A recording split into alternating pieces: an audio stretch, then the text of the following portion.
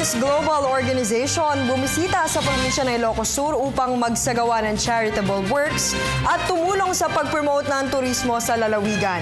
Ang ulat mula kay Ryan Lazo ng PTV Ilocos.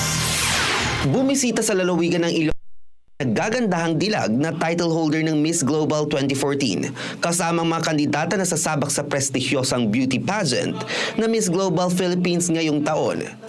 Bukod sa pagpapalawig ng turismo, layunin din nila na tumulong sa iba't ibang aspeto katulad ng kampanya kontra bullying, pag-aalaga ng kalikasan at pagtulong sa iba't ibang charitable institution. One of the things that I wanted to do was get involved with schools, and so we've been doing anti-bullying and anti-peer pressure talks. We don't only promote tourism, we also want to share awareness and educate how to preserve and protect the environment as well. It's meeting kids today. We're doing charity work at the orphanage.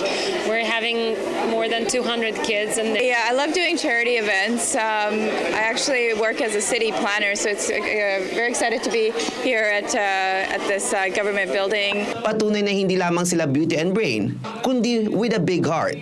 Namangha naman ang bumubuo ng Miss Global Pageant, kasamang mga hopefuls na napawaw sa pagsaksi sa pinagmamalaking dancing fountain ng Ilocos Sur.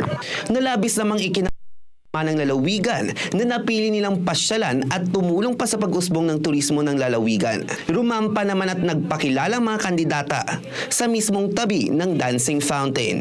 Tulong po sa amin dahil itong mga kandidata, sila po ay tutulong sa amin para may promote ng ating probinsya at sa yung mga tourist spots ng Ilocos Sur.